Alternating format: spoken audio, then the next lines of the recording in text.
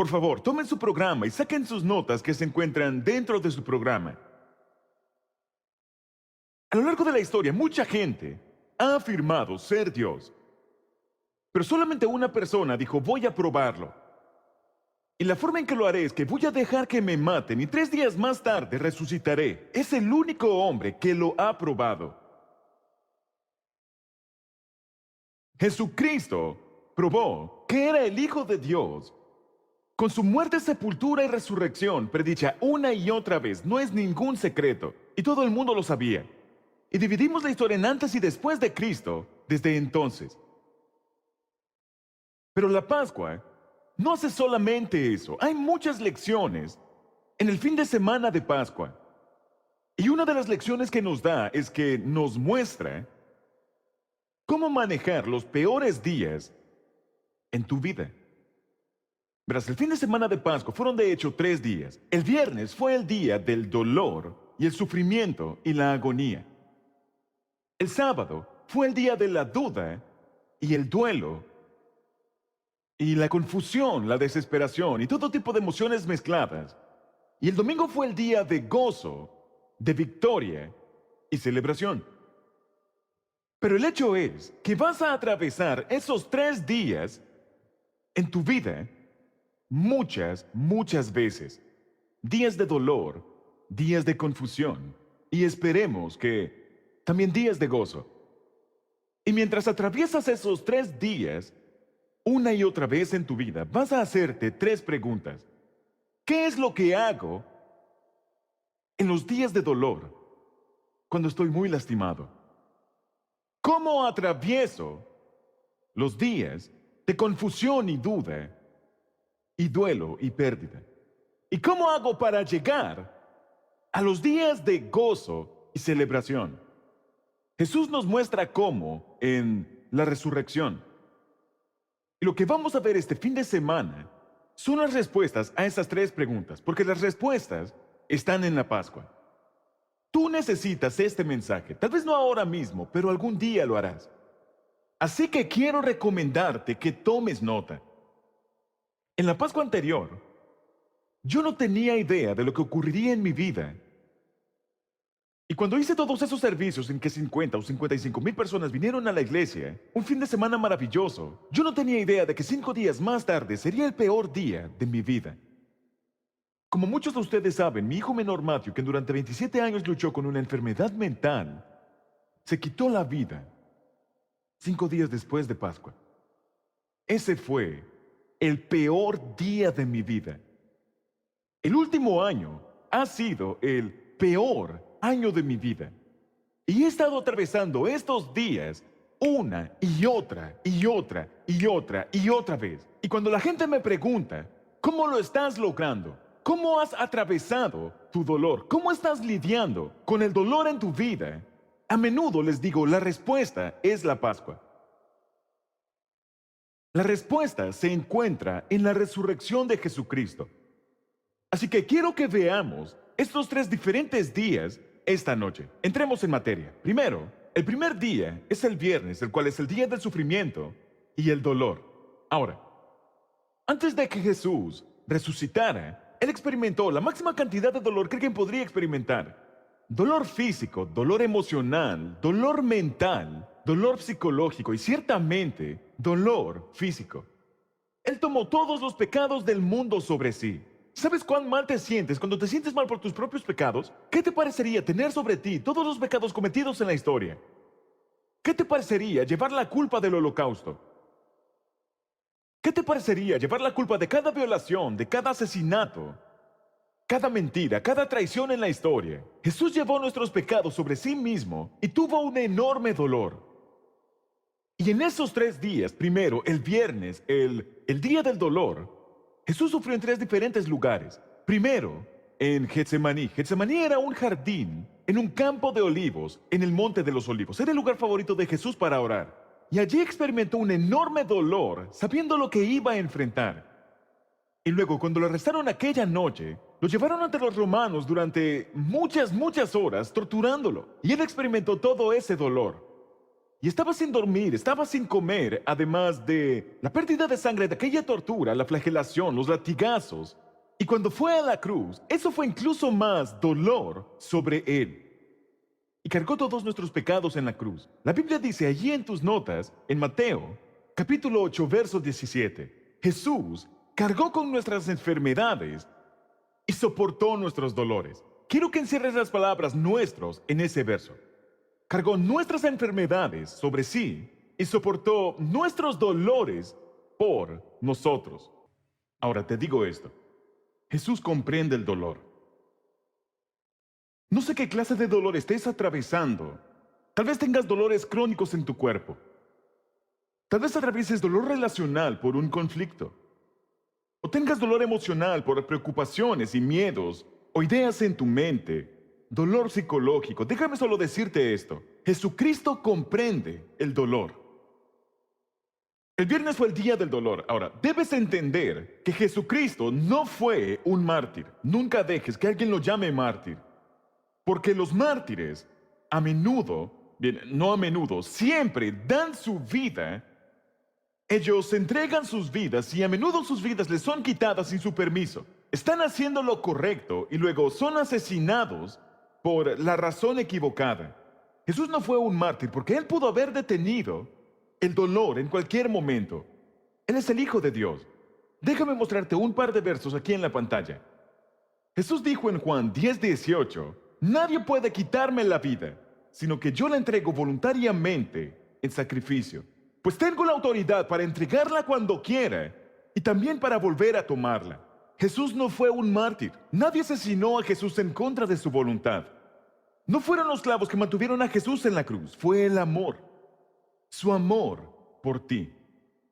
Y en la cruz, sus ejecutores, de hecho, trataron de calmar su dolor, ofreciéndole vino mezclado con analgésicos. Mira lo que dice este verso. Le dieron vino mezclado con una hierba amarga, la cual servía para aliviar los dolores, pero no quiso beberlo. ¿Por qué? Porque quería estar completamente alerta para su misión. Estaba muriendo por tus pecados, estaba muriendo por mis pecados. Romanos 4:25 dice esto. Jesús fue entregado a la muerte por nuestros pecados y fue resucitado para que fuéramos aprobados por Dios. ¿Por qué? No había hecho nada malo, así que era el sacrificio perfecto. Podía pagar por los pecados de todos los demás porque él no tenía pecado. Ninguno de nosotros podría hacerlo. Así que Jesús atravesó el día del dolor. Pero ¿cómo se relaciona eso con los días de dolor que tú atraviesas? ¿Qué es lo que haces cuando estás atravesando terribles días de dolor, como el que acabo de atravesar este año anterior? Haces las dos cosas que hizo Jesús el viernes. Tal vez quieras escribirlas. Cuando atraviesas un profundo dolor, número uno, tú debes acercarte a los amigos. Eso podría sorprenderte, pero es exactamente lo primero que hizo Jesús. Debes acercarte a los amigos. Necesitas amigos. No debes atravesar la vida por tu propia cuenta. No se supone que atravieses el dolor que estás experimentando, ni que lo cargues solo. La Biblia nos dice que llevemos las cargas mutuamente. Y en Mateo 26 dice esto. Jesús fue con ellos al huerto de los olivos llamado Getsemaní y dijo, siéntense aquí mientras voy allí para orar. Ahora, como ya les dije, Getsemaní es un jardín. De hecho, no se confundan con Olive Garden, que es un restaurante. Es un campo de olivos. Es un campo de olivos en el monte de los olivos. Era el lugar favorito de Jesús para orar. Y la noche anterior de cuando él sabía que sería ejecutado, él toma a sus compañeros más cercanos, sus 11. Judas ya se había ido, ya no tenía 12, así que toma a sus 11 acompañantes más cercanos, quienes han estado con él durante 3 años y medio, sus hermanos del alma, las personas más íntimas en su vida. Y les dice, quiero que vengan conmigo mientras voy a orar para prepararme para lo que estoy a punto de enfrentar. Él no trató de enfrentarlo solo. Y la Biblia dice esto, se llevó a Pedro y a los hijos de Zebedeo, Santiago y Juan, y comenzó a afligirse y a angustiarse. Y les dijo, mi alma está destrozada con tanta tristeza hasta el punto de la muerte. ¿Te has sentido así? Yo sí. Les dijo, solo quédense aquí y velen conmigo. En otras palabras, siéntense y cállense. No necesito consejos, solo necesito mis amigos conmigo. Quédense aquí y velen conmigo. Él se adelantó un poco más y se inclinó rostro en tierra mientras oraba. Me parece increíble que el Hijo de Dios, incluso en el dolor, Jesús necesitaba el consuelo de sus amigos cercanos. Él no trató de ir solo. Y aquí parado frente a ti te digo que yo probablemente no estaría aquí de no ser por mi grupo pequeño. Que ese grupo de personas se presentó en mi vida día tras día, hora tras hora, en el peor año de mi vida. Hay amigos en mi grupo que hemos estado juntos durante 11 años y estuvieron allí para mí, así como yo he estado allí para ellos, en sus tiempos difíciles. No intenté ir por mi cuenta. Ahora, los amigos son importantes, pero déjame decirte esto. Al final, ningún amigo puede suplir todas tus necesidades. Y al final, ningún amigo puede estar allí todo el tiempo cuando los necesitas. Y al final, ningún amigo puede comprender del todo la profundidad de tu dolor. Pueden ayudar, pero no pueden entenderlo todo, ni pueden estar allí todo el tiempo. Pero hay alguien que sí puede, y ese es Dios. Y es lo segundo que hizo Jesús. Acércate a los amigos. Y número 2, acércate a Dios. Verás, Jesús se llevó a sus discípulos consigo al jardín de oración en el peor día de su vida. ¿Y sabes lo que hicieron? Se quedaron dormidos. Ahora, no seas tan duro. Yo me he dormido en algunos grupos pequeños y también en algunas reuniones de oración. Y Jesús dijo, el espíritu está dispuesto, pero la carne es débil. Pero se durmieron, así que en su mayor necesidad no pudieron llevar la carga que Jesús llevaba. Y aquella noche simplemente no pudieron llevarla. Pero hay alguien que pudo, y ese es Dios. Y lo segundo que haces en tu día de dolor, debes acercarte a tus amigos y debes acercarte a Dios. El verso 35 de Marcos 14 dice, Jesús se adelantó un poco más y cayó en tierra. Yo he hecho eso. Y pidió en oración que si fuera posible, pasara de él la horrible hora que le esperaba. Abba, Padre, clamó. La palabra Abba significa papi en arameo. No está hablando de un grupo musical. Significa papi. Está orando, papi, Padre. Sé que todo es posible para ti. Y te pido que quites esta copa de sufrimiento de mí. Sin embargo, quiero que se haga tu voluntad y no la mía. Ahora escucha atentamente porque necesitas esto. Cuando enfrentes tu dolor más grande, dirás, ¿qué debo orar? Debes orar la oración del Getsemaní. Debes orar las mismas 3 cosas que Jesús oró cuando estés en tus días de dolor más profundo. Observa lo que Él oró. Cuando enfrentes los peores días de tu vida, ¿qué es lo que haces? Primero, afirmas el poder de Dios. Él dijo, yo sé, Dios, que tú puedes hacer cualquier cosa. Es lo primero que dijo. Así que cuando ores, lo primero que debes decir es, Dios, necesito recordar para mí mismo y no para ti. Necesito recordar que tú puedes hacer cualquier cosa. Y afirmas el poder de Dios en tu dolor. La segunda oración de Jesús es que debes expresar tu dolor. Y Jesús dijo, yo no quiero hacerlo. No quiero atravesar este dolor. Y es absolutamente comprensible que le digas eso a Dios. Si Jesús lo dijo, tú también puedes. Puedes decir, Dios, yo sé que tienes el poder para cambiar esta situación dolorosa en que estoy. Y número 2, no me gusta y no quiero atravesarla. Está bien decirlo. Pero lo tercero que dice, él afirma el poder de Dios, expresa su deseo y luego se rinde confiadamente. Dice, Dios, lo que más quiero es tu voluntad. Lo que más quiero es la voluntad de Dios. Sabes, este año anterior, cada vez que el dolor se intensificaba en mi vida, yo hacía la oración del Getsemaní una y otra vez. Quizá haya hecho esta oración 1000 veces en el último año. Yo sé que puedes hacer cualquier cosa. Y Dios, no me gusta este dolor que estoy atravesando, pero lo que más quiero es tu voluntad. La Biblia dice en Lucas 22:44, en medio de su gran sufrimiento, Jesús oraba aún más intensamente. ¿Qué haces cuando el dolor empeora? Oras más intensamente. Ora más intensamente. Acércate a Dios y acércate a los amigos. Ahora, cuando Jesús terminó de orar, llegaron los soldados para arrestarlo Y luego, ellos llevaron a Jesús ante 6 juicios, 3 romanos y 3 judíos, todos ellos ilegales, porque era de noche, rompieron procedimientos legales. Él fue a Anás, Caifás y la Corte Suprema Religiosa, Pilato, Herodes y de vuelta a Pilato. Todos estos 6 juicios eran ilegales. Y luego de 6 juicios, ¿qué tenían contra Jesús? Nada, no había hecho nada malo. Así que los líderes religiosos trajeron algunos cargos inventados y trajeron falsos testigos, testigos mentirosos, y no podían hacer que se pusieran de acuerdo, así que no encontraron nada en contra de Jesús. Él no había hecho nada malo, no había nada malo en él. Finalmente lo acusaron de una cosa y con esta acusación ellos dieron en el clavo, porque esta era verdad. Dijeron, él afirma ser Dios. Y eso era verdad. Era verdad. Así que ellos lo colgaron en la cruz. Y Jesús murió en la cruz y tomaron su cuerpo y lo enterraron. Y entonces llegamos al sábado.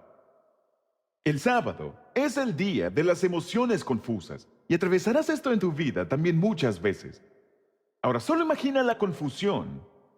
Solo imagina todas las emociones mezcladas que sintieron los discípulos al ver al Mesías, quienes ellos sabían que era el Hijo de Dios, morir en la cruz, ser torturado, morir y ser enterrado. Imagina la confusión que esos hombres sintieron el sábado. Estoy seguro de que sintieron duda. ¿Fue todo lo que ocurrió estos últimos 3 años un mito? ¿Era algo falso? ¿Estábamos solamente siguiendo a un estafador? Estoy seguro de que tuvieron profundo dolor, amaban a Jesús. Tuvieron una gran pérdida. Estoy seguro que sintieron desilusión. ¿Qué pasó? Se decían unos a otros, ¿qué pasó? No debía terminar así. Él tenía que derrocar a Roma. No sufrir una terrible muerte criminal.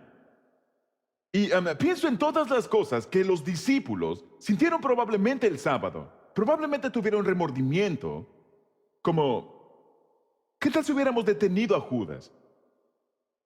¿Qué tal si no lo hubiéramos dejado irse del aposento alto aquella noche?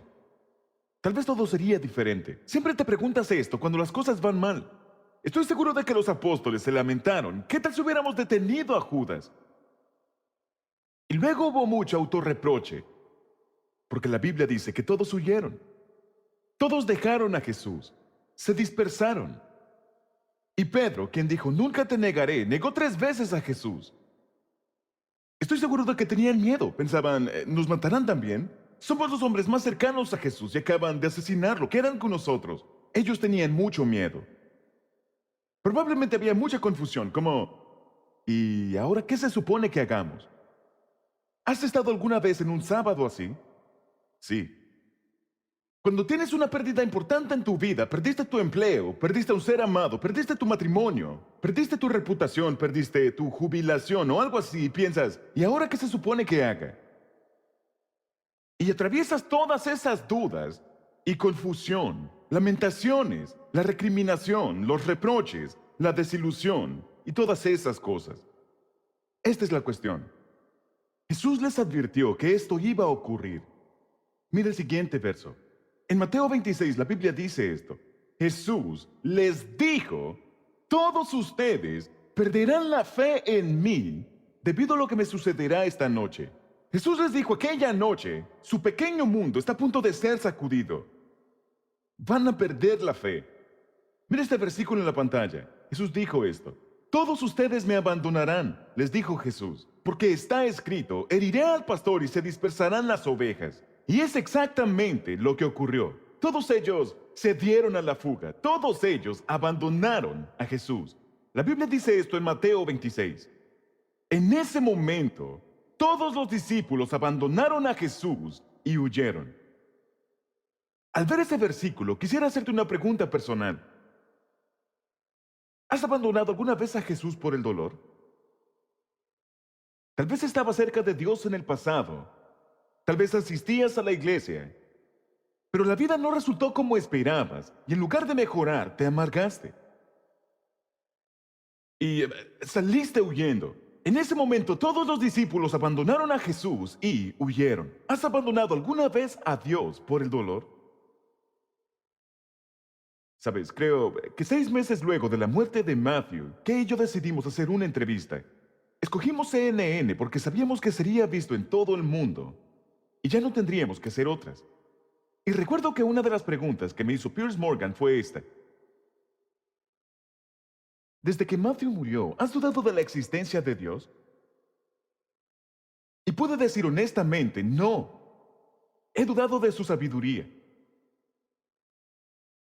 Y lo que quise decir con eso es, yo no dudo de Dios, yo no dudo que Él es real, yo no dudo de su amor, yo no dudo que Él quiere lo mejor para mí. Pero algunas veces pienso, ¿estás seguro de que esto es lo correcto?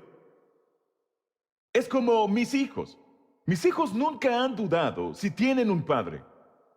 Ellos saben que yo soy su padre, pero a menudo han dudado de mi sabiduría. Ellos no han dudado que los amo, nunca. Pero sí han dudado, ¿sabe papá qué es lo que está haciendo? Y algunas veces atraviesas esos días de duda. Y Dios dice, eso está bien. ¿Cómo atraviesas esos días cuando tu mundo se ha reducido a cenizas? Cuando las cosas se derrumban y atraviesas esta etapa de confusión y piensas, ni siquiera sé cuál es mi siguiente paso. No sé qué se supone que debería estar haciendo. Haces nuevamente lo que Jesús les dijo a los discípulos que hicieran en Pascua.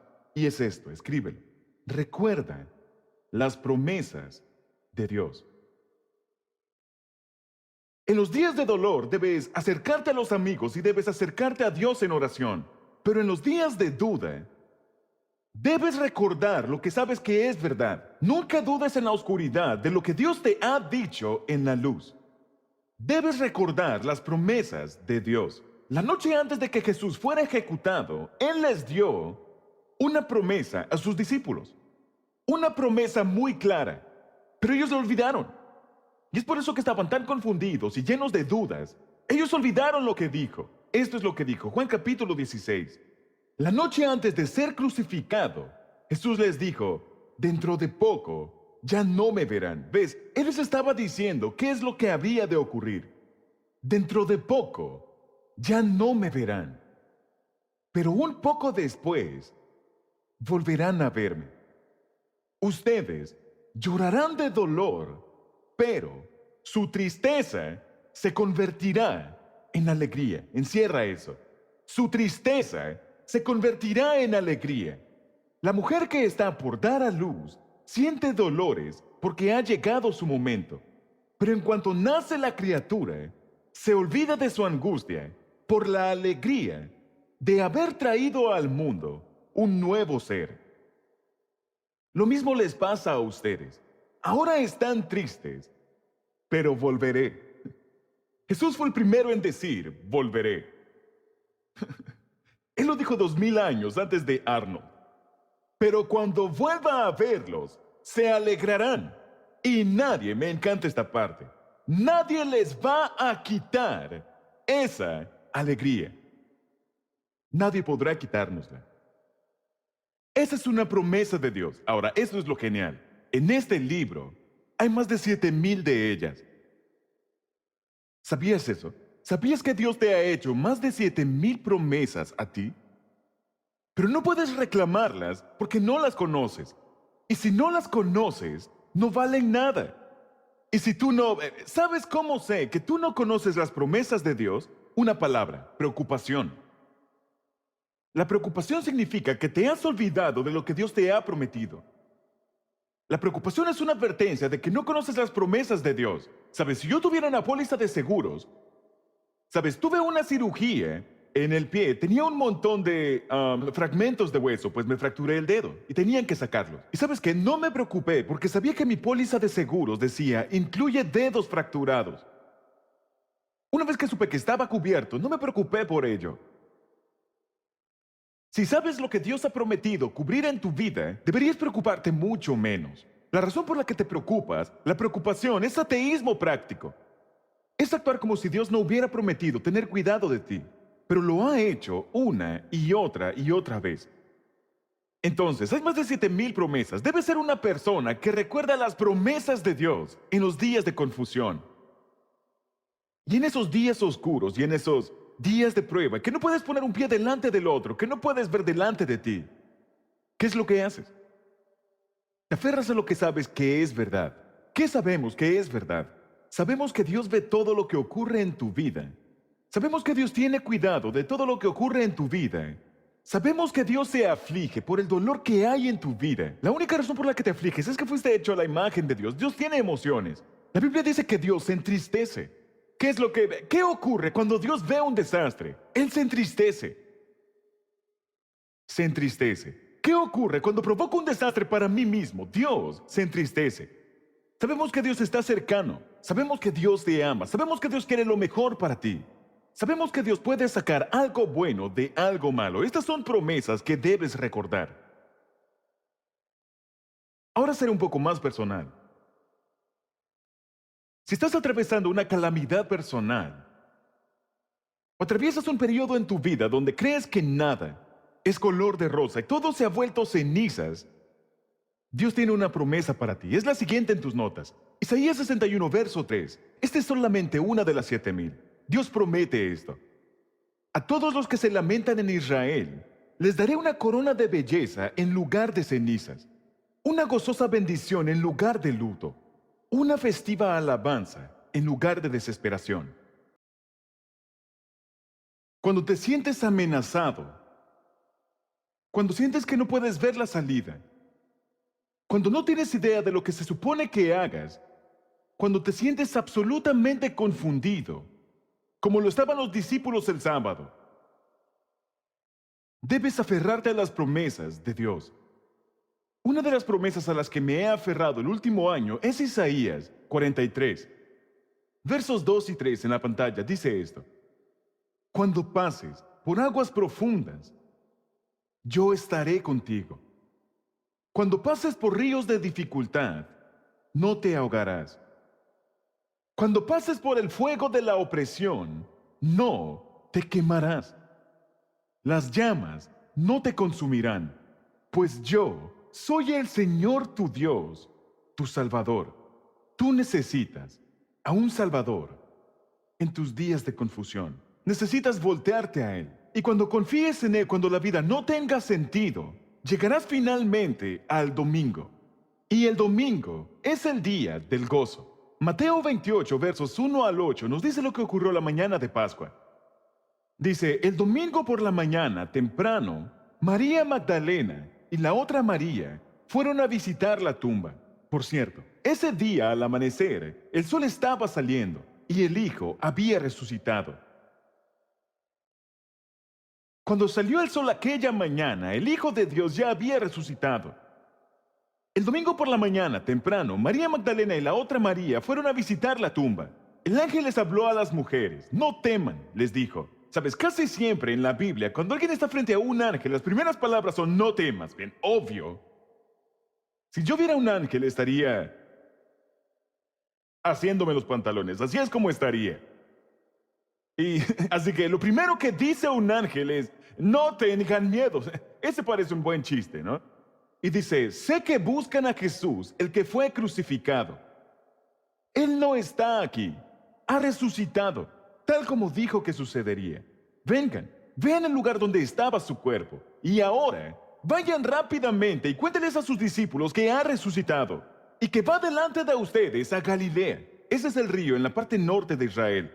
Allí lo verán. Recuerden lo que les he dicho. Las mujeres se fueron a toda prisa. Estaban asustadas, pero a la vez llenas de gran alegría y se apresuraron para dar el mensaje del ángel a los discípulos. Ahora, aquí hay algo interesante. Esta historia, para mí, es una prueba de que sabemos que la Biblia no fue escrita solamente por hombres. Es la verdad y no es simplemente una historia inventada. Porque en la cultura romana y griega y hebrea en aquellos días, si dijeran que Jesús volvió y fuera solo una historia inventada, no hubieran dicho que encontró primero a las mujeres. Porque eran las testigos, entre comillas, menos creíbles en aquellos días. Si inventaran la historia, dirían, y Jesús fue y le dijo al rey. Se mostró primero a las mujeres, quienes más lo amaban, viajaban con ellos, siguiendo a los discípulos, cuidándolos, ayudándolos. Y dice, cuéntenles a sus discípulos. Así que Jesús se mostró antes a las mujeres que a los discípulos. Cuéntenles a los discípulos que Él va delante de ustedes a Galilea. Así que los 11 discípulos, Judas ya estaba muerto, se dirigieron a Galilea. Y luego mira lo que dice la Biblia aquí en la pantalla. Entonces los 11 discípulos salieron hacia Galilea y se dirigieron al monte que Jesús les había indicado. Cuando vieron a Jesús, lo adoraron. Ahora, esta es la clave. Pero algunos de ellos dudaban. ¿No es eso interesante? Ellos vieron a Jesús y el día anterior estaba en la cruz. Ellos lo vieron morir. Vieron cuando lo pusieron en la tumba. Vieron cuando rodaron la piedra frente a la tumba, porque en esos días los enterraban en cuevas. Vieron los sellos y vieron a los guardias romanos a cada lado de la tumba. Y ahora lo ven en Jerusalén y dice, pero algunos de ellos dudaban. Es interesante, ¿por qué? Porque hay una diferencia entre saber acerca de algo y experimentar, de hecho, el poder de la resurrección. Tal vez pensaron, es demasiado bueno para ser verdad. Este tipo de cosas no suelen ocurrir. E incluso aquella noche, luego de haber visto a Jesús en Galilea, estaban de regreso en casa y todavía dudaban. Mira el siguiente verso aquí en la pantalla. Ese domingo, al atardecer, los discípulos estaban reunidos con las puertas bien cerradas porque tenían miedo de los líderes judíos. Acaban de ver que Jesús es el Hijo de Dios y tienen miedo de los líderes judíos. ¿Qué es lo que estaba ocurriendo? Estaban reunidos con las puertas bien cerradas porque tenían miedo de los líderes judíos. De pronto, Jesús estaba de pie en medio de ellos. La paz sea con ustedes, dijo, y como sabemos, Jesús estuvo con ellos durante otros 40 días y se le apareció a mucha gente. Caminó por las calles de Jerusalén. Una vez fue visto por 500 personas. No es como que solo dijo hola y desapareció. Él estuvo con ellos durante 40 días. Él comió con varias personas. Fue a pescar con algunos en los 40 días luego de su resurrección. Hay muchas historias sobre esto, pero dice que estaban reunidos con las puertas cerradas porque tenían miedo. Interesante. Ahora, quiero decirte esto. Al igual que los discípulos, tú puedes saber que Jesús resucitó de entre los muertos y seguir encerrado en una prisión de temor. Algunos de ustedes han creído que Jesús resucitó durante toda su vida, pero siguen encerrados en una prisión autoimpuesta de miedo. ¿Por qué? Porque no es suficiente solo saber que Jesús resucitó. Eso no cambiará nada.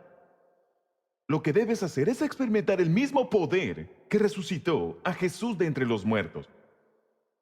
No es suficiente tan solo saber que Él regresó a la vida. Debes experimentar esa vida por tu propia cuenta. Entonces, ¿cómo llego al domingo? ¿Cómo llego al día de gozo? Todo el mundo quiere saberlo. ¿Cómo paso el día del dolor? Paso el día de la duda al día del gozo. ¿Cómo llego allí? ¿Qué es lo que debo hacer? Y la respuesta es, no puedes hacer nada. No puedes llegar allí por tu propia cuenta. Solo Dios puede llevarte allí. Se requiere mucho más que tu propio esfuerzo para poder reparar el huevo de Pascua luego de que ha sido roto. No puedes reparar un huevo que ha sido roto por tus errores o los de alguien más. No se trata de creo que puedo hacerlo, puedo hacerlo, puedo hacerlo. No puedes hacerlo por tu cuenta. Dios tiene que hacerlo por ti. Es por eso que se llama salvación. Porque no necesitas una explicación. Necesitas a un Salvador. Verás, lo que ocurre cuando la gente atraviesa una gran crisis, como la que atravesé el año anterior, o una gran tragedia, o una gran pérdida, o algo no está bien y nada sale de la forma en que lo esperabas, lo que todo el mundo empieza a hacer es que comienzan a buscar una explicación.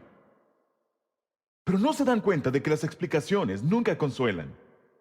Incluso si supieras la razón, no va a consolarte. Si mi esposa Kay fuera a morir mañana y yo supiera la razón, no lo haría menos doloroso. Así que, ¿por qué gastamos tanto tiempo preguntándonos por qué ocurren las cosas? El hecho es que no vas a saber el por qué hasta que llegues al cielo. Muchas preguntas no serán respondidas. La mayoría de las preguntas no serán respondidas en la tierra. Y tu capacidad cerebral no es tan grande como para comprender todo el plan de la historia. Y tampoco la mía. No necesitas una explicación. Eso no te va a satisfacer ni a consolarte. Lo que necesitas es un Salvador. ¿Y qué es lo que hace un Salvador? Hace lo que tú no puedes hacer. Quiero que escuches muy atentamente. Estos 3 días representan las 3 cosas que necesitas en tu vida para poder atravesar los peores días. Y tendrás muchos de esos en el futuro, si no es que estás en ellos ahora mismo. Cuando atravieses esos días, necesitas estas 3 cosas que acabamos de ver. Necesitas la presencia de Jesús en tu vida. Necesitas la promesa de Jesús en tu vida. Y necesitas el poder de Jesús en tu vida. Es así como llego a los días de gozo, al depender, escribe esto, al depender del poder de Jesús. No tan solo saber que Él resucitó de entre los muertos, sino saber que Él tiene el poder para hacer lo mismo en mi vida. Llego a los días de gozo al depender del poder de Jesús. Juan 11 dice esto.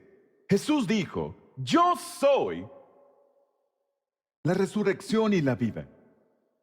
El que cree en mí vivirá aún después de haber muerto.